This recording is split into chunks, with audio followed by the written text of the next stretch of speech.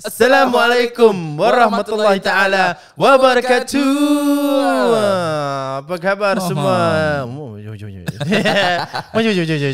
Apa khabar semua para pendengar? Selamat datang sekali lagi ke Oh Ya Ke. Apa khabar Ustaz Fad? Baik, Alhamdulillah. Ustaz Fad penat jadi Penat tapi go jugalah pasal Oh Ya Ke yang boleh. Let's go. Kita ada banyak topik lah kita nak cover. Of course, Alhamdulillah. Terima kasih semua kerana sudi support kita again and again. Sebab kita dah dapatlah banyak feedback dekat kita punya Instagram tu of apa kita nak ketengahkan. InsyaAllah kita akan ketengahkan. And you know, semoga this message can be shared around lah. Kalau korang dah tahu tu, kita dah share tu, korang jangan lupa share kat Instastory korang. Betul. Atau send dekat kawan ke apa ke. Okay, episod hari ni dibawa khas oleh Khalifah Realtors. Kalau korang nak jual beli rumah, nak sewa rumah, beli kedai, jual kedai ke apa-apa kena-mena dengan property sahaja, boleh hubungi mereka di Khalifah Realtors dekat Instagram mereka KHALIFA, ataupun boleh saja WhatsApp message ke, nak Telegram. Telegram tak sure ada tak, tapi boleh hubungi mereka di 8892 5882. Apa dia? 8892 5882. Yes. Khalifah Realtors ni memang solid lah. Betul. You know, kita have I think we've worked with them long enough to know how they are. And then dorang memang very friendly, amanah, very friendly, tak pushy, tak apa. Itu paling penting. Yeah. So kalau korang ada any persoalan tentang rumah ke apa kan, macam korang first timer ke, atau korang memang pernah beli ke, korang nak tahu anything, boleh message je. Tak payah takut pun, sebab ada orang takut nak message. Betul. Macam you know, nanti aku dah message diorang, nanti diorang akan cari aku. Tak ada. Kalau korang ada je any soalan tu, korang just message diorang, InsyaAllah nanti diorang akan tanya diorang. Betul, tak payah bayar pun. Memang It's free consultation. Kan? Tak payah takut. Okay, Persoalan daripada listener lah. Okay, salam Ustaz Fadli dan Brother Jufri. Waalaikumsalam warahmatullahi. Don't mind next episode podcast can cover tak pasal birthday celebration? Apa hukum kalau kita celebrate kitanya kids birthday? Is it haram? Macam for my family, we don't really do big celebration. Macam just basic, buy cake, no candles, sing birthday song and lagu Allah selamatkan kamu, and just makan among our family. Yes. So apa hukum dia actually macam birthday ni? I mean, to me personally, birthday celebration tu okay lah. Celebrate just because memperingatkan diri tu yang dah umur berapa, dan semakin tahun makin tua tu hari mati makin dekat. Betul. To me personally macam gitu. Betul. Tapi ada orang macam gah-gahkan birthday tu macam. So apa actually ada hukum ke untuk celebrate hari jadi tu? Oh, terus bagi hukum tak ada share personal. Tak apa, okay, boleh. I mean, for hukum wise, you need understand tau, dia ada orang yang ataupun scholars yang betul-betul tekankan strict. Means strict di sini maknanya apa yang Nabi SAW buat, kita buat, dan kira apa yang Nabi SAW tak pernah buat, jangan pernah buat. Right. Faham? Dan apa yang Nabi SAW buat, memang seperti biasalah harus buat. So ada yang jenis scholar yang a bit lenient. Right. Maknanya dia akan still kasih maknanya dipersilakan untuk buat, asalkan tidak ada unsur kesyirikan, tak ada unsur mengikut kepada agama lain, cara ibadah mereka ataupun cara kehidupan mereka, tak seperti itu. So kalau nak tanya tentang hukum kan, it's very general. Yeah. So, dia actually kan, nampak macam simple kan. Dia adalah isu yang quite sensitive also. Is it? Yep. Kenapa Sebab ada sebagian orang memang dia sampai mengharamkan pun. Oh. Yes. Mengharamkan bila ada celebration of birthday dengan adanya candles, nanti dia tiup apa ni semua. Yes, and wish apa ni semua. So that's where kalau kita tengok daripada segi hukum, to celebrate birthday sahaja dipersilakan, tak ada masalah pun. There's no ruling of haram to do that. Cuma time perayaan tersebut yang dapat menjadikan birthday tu jadi birthday yang halal ataupun birthday yang haram. Right. So let's say we bring this thing as a haram thing.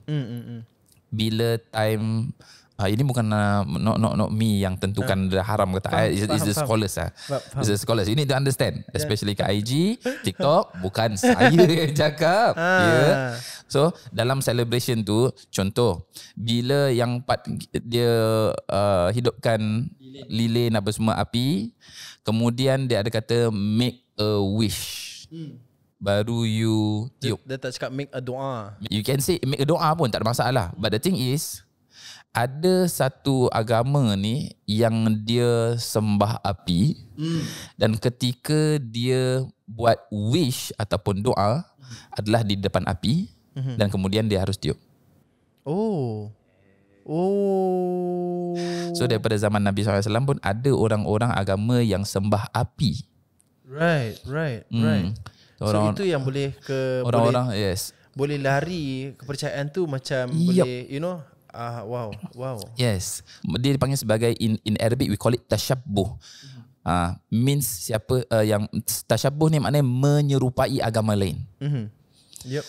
Ada dalam hadis Nabi SAW, man tashabbaha biqaumin fahuwa minhum. Siapa sahaja yang menyerupai suatu kaum, maknanya dari segi amalan dia, kelakuan dia, maka dia termasuk daripada kaum tersebut. Itu dalam hadis Nabi SAW. Right. So these scholars yang tadi very strict apa ni semua, katakan kalau hidupkan lilin gitu, kemudian nak make wish, kemudian you tiup apa ni semua, it's not in dalam agama Islam dan diharamkan. Sebab you make wish there.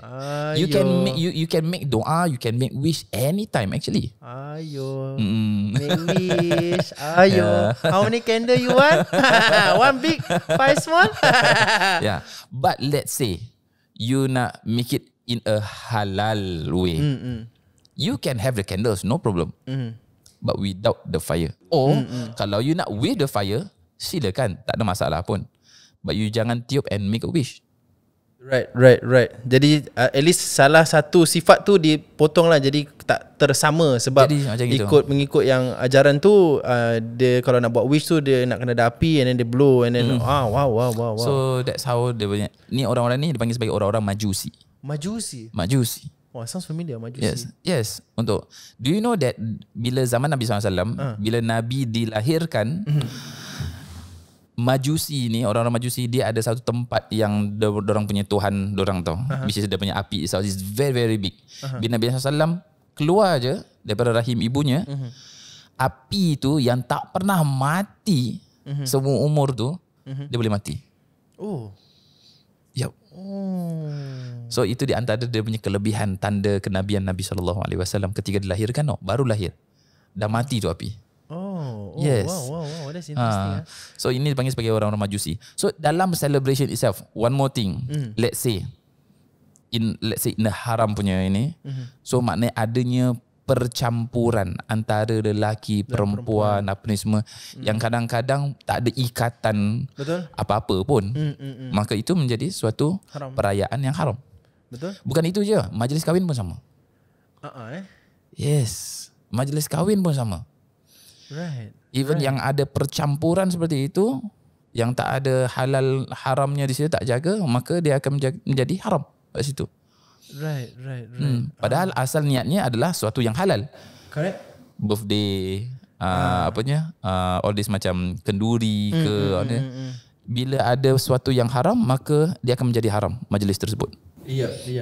So actually kalau mengikutkan agama betul-betul lah kan, that means majlis perkahwinan atau pernikahan tu, macam usually pernikahan orang akan belah. Macam usually lah nikahan kan? Yes, akan lelaki perempuan. Bila majlis persandingan semua khalas. Tak ada batas. Right. That's the thing. That's a good point to know. Yes. Next year nak kahwin. Wow.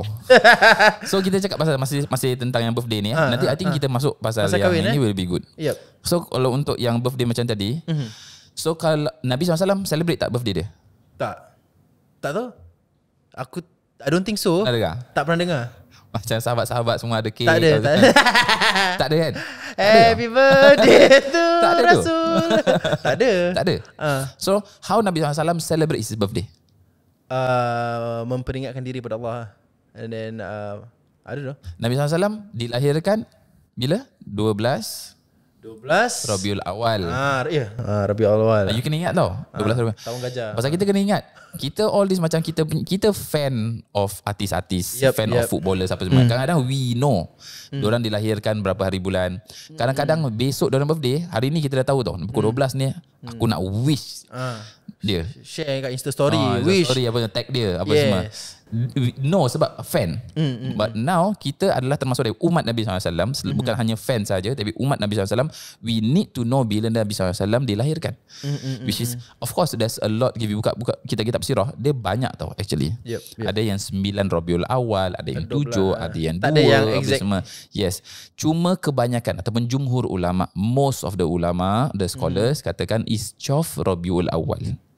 Dan dilahirkan pada hari Isnin. You lahir hari apa? Jumaat. Jumaat lah. Friday, the 13. Friday 13 Yeah. Oh, minta kena sauce ini. Kan. Yeah. Dalam itu ajaran lain, benda tu macam tu bad luck. And kita sebagai orang Islam, actually best to know ketika you dilahirkan bukan hanya daripada Masehi tapi Hijri. Maknanya bukan hanya Januari, Februari, March, April, Mei, tak. Tapi you need to know Muharram, Safar, Rabiul Awal, Rabiul Akhir, Jumadil Awal, Jumadil Akhir. Which month yang you dilahirkan dalam Islam? Wallahu alam. Wallahu alam. And do you know that umur ataupun bulan tu, umur tu, kita yang Islamik punya umur dengan yang bukan Islamik punya, kita lagi older je. Dia ada perbezaan. Because Islamic year is shorter. So that means kalau kita ikut Islamic year, kita lagi tua sikit. Yes, because Islamic punya calendar dia 29 and 30 je. Okay, faham. Tapi kalau kita punya is 30 and 31 kan, 31. Yeah. So seperti itu. So Nabi SAW celebrate his birthday dengan berpuasa sebab hari Isnin. So that's how Nabi SAW ada dalam hadis SAW yang katakan Nabi SAW memperingati dia punya hari kelahirannya dengan berpuasa. So that's how adanya Isnin dengan Khamis. So memang already plan for this year my birthday I want to puasa. Sebab my birthday bulan puasa. Bulan puasa. Itu kalau tak puasa. Memang. Pasal puasa kan 11. Yeah. Birthday aku 11 of March. Yes, correct? birthday aku 13 March. Oh ya. Yeah. So memang nak ikut sunnah Nabi tu memanglah insya-Allah memang puasa. So that's how Nabi SAW celebrate dia punya birthday. Tapi kalau of course kita sebagai orang awam, orang biasa, it's okay if you nak beli cake, nak beli apa-apa gitu and nak celebrate it as a birthday, silakan, tak ada masalah. Meriahkan tu tak ada masalah lah. Meriahkan tak ada masalah. Even you nak happy birthday to you, happy birthday, silakan, tak ada masalah. Cuma after that try to selitkan dengan the Islamic punya doa sikit lah kan. Doa lah ataupun Allah selamatkan kamu, Allah selamatkan kamu. Kalau Allah selamatkan Ismail Ulam Raja, Allah selamatkan kamu. Okay, back then when I have my birthday, bila I was younger lah, usually my parents akan buat birthday tu tapi dengan doa selamat. Oh, that's good. That's good. Macam gitu. So kita dah biasa lah. Cuma dah tua-tua ni macam tak apalah mak. Yeah, but bagi doa selamat tu okay. tak ada masalah. Cuma macam but it's good tau. Actually I don't feel the birthday meeting anymore. Sebab macam I think kita dah, as kita get older, macam okay lah, dia punya hype dia punya meriah dia dah. tak ada orang belikan present lagi. Dulu kan macam bila time kecil-kecil tu semua orang nak belikan present. Kita tengok tau, okay, bapak akan belikan ni, mak akan belikan ni, kakak belikan ni. Then when you get older macam okay, thank you for wishing, tapi macam aku to me just okay lah. I think different people different. Like for me, I think after I pass 30, then I don't really macam yang that culture of the with doa selamat tu, itu untuk apa? Budak-budak usually orang time kecil. Pasal kecil kau kira bopian apa? Tak ada apa. Sekarang cak kau datang rumah mak, nanti mak nak buat doa selamat. Tu. Tapi it comes to birthday celebration tu, I think different families celebrate differently. I think kita kat Awaken ni bukan nak cakap semua orang sama benda tu. Ada saja orang yang memang tak celebrate langsung. Ada orang yang celebrate dengan candle, ada orang tak celebrate dengan candle. Tapi generally tu memang when I get older sikit, that wishing tu aku tak pakai lagi dah. Sebab aku doa kat siapa ni? Bila aku nak tiup candle tu kan, nanti tutup mata, tak dibilang orang wish tu. Kalau kau bilang orang wish tu tak mujarab dia cakap. Tapi aku doa kat siapa? Dia sama saja dengan nampak shooting star. Shooting star, yes, kan? Yes. Orang true, kau nampak betul. shooting star tu orang macam make a wish. Yes. Tu aku doa dengan siapa tu? benda tu kan dia jadi ke wishing well. Wishing well. Wishing well pun ada. Wishing well tu apa? Macam I wish you well. Bukan, wish you a bukan. Kita tak tahu wishing well tu apa? Tak. Okay, dia macam usually ada macam apa nama dia, perigi. Usually perigi tu well, campak coin. Campak coin. Yes, campak coin yeah, and yeah. make a wish. So make a wish kat siapa? Tuhan perigi ke apa? Tuhan air Tuhan air tak adalah, bukan Tuhan lah. yang menjaga air gitu, is it? Asal dekat perigi bukan kat laut? I don't know, agama lain lah. Tak ada tahu tak lah. macam itu? Tak adalah. PUB ada.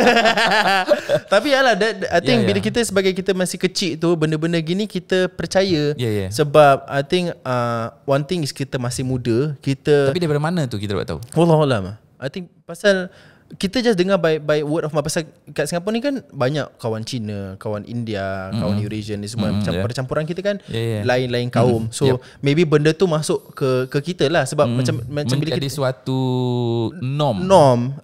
Sama macam bila dorang celebrate Halloween, dorang celebrate pakai kostum-kostum superhero ke semua kan. Bila kita kecil pun kita nak, sebab kat sekolah ada budak-budak pakai. Kita pun nak benda tu. Tapi kita nak, bila kita track down balik Halloween, bukan kan ni celebrate hantu apa, aku nak celebrate hantu kan. In that sense lah kan. So that's why bila kita kecil, kita tak realise benda tu salah atau tidak. Sebab kita only buat sebab orang lain buat. Yes. Macam wishing well ke, wish birthday ke, shooting star. Shooting star tu memang Shooting star pernah Shooting dengar. star, I mean kat kartun-kartun pun ada juga actually kan. Ada. Kata apa? Nanti bila ini macam Jane, make a wish. That's Jane a shooting star. Gitu kan. Macam Jane. that's a shooting star. Jane. Yeah. Cuba tahu. Jane. Jane bukan yang ni ke? Jane yang cerita Tarzan ke? Kan? Jane, Tarzan. Tu cerita Tarzan. Aku tak pernah dengar dia make a wish. Apa ni? Tarzan cerita yang Tarzan apa? Tarzan. Yo. Tarzan. Okay lah Melayu lah. Tarzan bro. Okay lah Tarzan lah Melayu. Z-A-N Zen. Okay, kita bergerakkan kepada topik okay, I want to go on the tadi yang wedding punya topik tu, because it really interests me. Sebab of course benda ni, majlis ni, adat is adat, agama is agama. Tapi bila kita nak katakan, because once you say about this, baru I realise macam yalah, even for my own wedding back then, benda tu dah macam norm. Tapi bila time nikah, kau tahu this is agama Islam, semua tahu nak kena separate. Lelaki bukan mahram, tak boleh. Manjit? Tak tahu Tapi kalau nikah bawah blok, dia akan separate juga? Nikah bawah blok usually kalau macam dekat wedding venue, diorang celebrate family lelaki and family perempuan saja. Diorang tak celebrate mahram. Yes. Tapi dia akan Separate families. Pihak lelaki, pihak perempuan. Kalau masjid sahaja, diorang akan celebrate this moment, a brand new day. Wait, dia akan separate lelaki dengan perempuan. Maybe pasal tu kat masjid kot. Tapi then why kita kena do it anywhere else? Tapi so means we are doing it because of the place, is it? Yes, I think hormatkan tempat sahaja. What the good thing is still ada rasa hormat. Tu yang susah, bro. Yes. Actually, betul. Sebab kalau kat sana tak hormat, memang kena pak kat muka. Betul. Sebab maknanya keimanan tu masih ada lagi. Correct. Sebab memang I think automatically also kalau kaum wanita tu pergi ke masjid, walaupun untuk members nikah, diorang akan berhijab.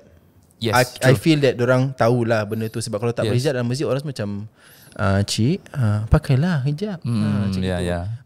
But do you think it's doable untuk buat majlis perkahwinan kat Singapore and orang separate lelaki dengan perempuan? Do you think it's bukan should or not? Do you think boleh tak orang bikin? Do you think orang akan bikin tak? Because kita tak nampak, tak pernah nampak benda tu. And another thing is we not judging. Tak judging people, tak? Yes. Again, kita open. Again, saya pernah kahwin, saya punya majlis pun sama juga. Pasal benda tu normal. Cuma this because kita tengah bawa topik ni, benda tu spark something in my head. Sebab I just realise bila memang majlis perkahwinan dekat Singapore tu, bukan kat Singapore lah, in general. I don't know lah negeri Arab macam mana kan. Singapore, Malaysia, Arab pisah. Yep. So memang lelaki perempuan lelaki perempuan kan? So beautiful macam gitu kan. It's nice. You should go. Kan? Actually yang Arab punya nanti celebration. Nanti kalau saya kahwin Arab, nanti saya akan jemput. Wow. Yo. Wahoo. Nanti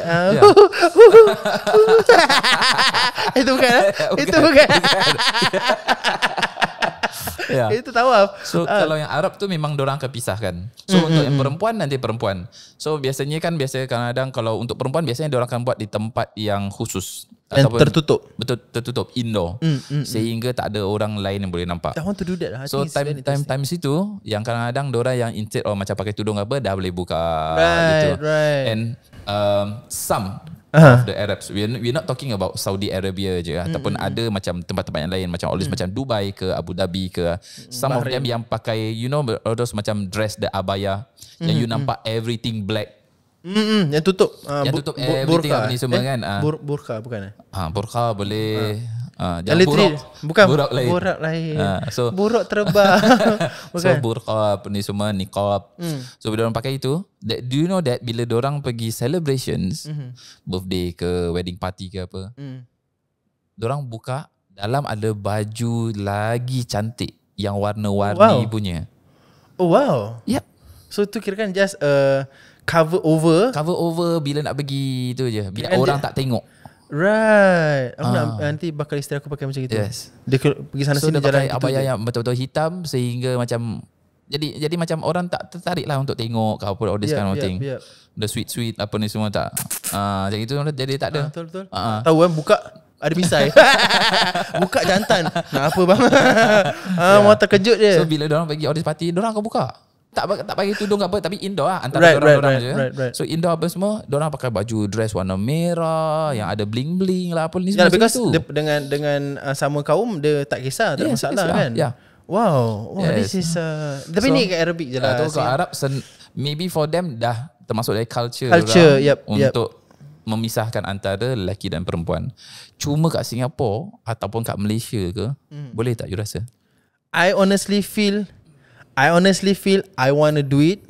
Kalau aku kahwin lagi, insyaAllah, kalau diberikan rezeki, I think it is very beautiful to see that. Sebab kadang-kadang kat Singapura ni kan, kita need someone to start, nanti everybody akan ikut. Kita tak pernah nampak wedding punya video, lepas tu shoot dia lelaki-lelaki je. Tapi perempuan bila diorang keluar berapa, kau tak nak buka apa kan. Dia macam orang akan cakap, this is very nice because tak orang lain bikin apa. Kalau kau nak ikutkan, pasal kita nak buat benda yang nak memulakan, I feel like dalam marriage tu kita nak mulakan dengan benda yang baik. Jangan mula langkah yang salah. That's why I always wanted bila nak nikah tu, dah biasakan nak pergi umrah dulu. Start off that kind of fresh. Bila you jaga relationship you with Allah, Allah akan menjaga hubungan you suami isteri, insyaAllah. I feel that is very, I think that was my mistake from the previous punya marriage lah. So that's why I say macam I really want to do that, but you need to remind me in case I forget. Based on me lah, personally, I think can kalau venue dia besar. Right, betul. Kalau venue dia besar, I think can. Actually boleh je. Kalau macam okay lah, kalau kau buat masjid tu memanglah boleh kan. Sebab kat masjid senang benda tu, sebab memang dah partition kan. Kalau macam you do kat ballroom, boleh lah, belah je benda tu. Cuma nak ambil gambar dengan ni susah sikit lah. Family je. Itu je lah. Correct. But it's still Boleh lah actually. Boleh. InsyaAllah kalau siapa nak sponsorkan aku wedding untuk tutup partition, boleh saja DM saya di Jufri Alwi. Okay. Kalau tak ada partition pun okay juga. Just separatekan je lah. Cuma diorang tak boleh buka burqa lah. Tapi Singapura memang jarang lah perempuan pakai burqa pun. So can. Thank you. Very insightful sebab I never thought about it before ever in my life. I think this is something new. InsyaAllah kalau ada kawan-kawan nak kahwin pun aku akan promote bukan benda tu. Yes, insyaAllah. Okay, thank you so much everybody kerana sudi mendengar kami di Oya Ke. Sekali lagi podcast ini dibawakan khas oleh Khalifah Realtors. Kalau korang nak jual, beli rumah, nak sewa rumah ke apa-apa kena-mena dengan rumah, selain daripada beli rumah, jual rumah, nak sewa rumah pun boleh. Kalau beli kat JB pun boleh katanya. InsyaAllah korang nak tanya, boleh tolong lah. Boleh try to link up lah kan. So korang boleh cari saja mereka di Khalifah Realtors, Instagram mereka, diorang ada Facebook, diorang ada TikTok, KHALIFA, ataupun hubungi mereka, message, call, WhatsApp 8892 5882. Yes. Sehingga kita berjumpa lagi insya-Allah. Assalamualaikum warahmatullahi taala wabarakatuh.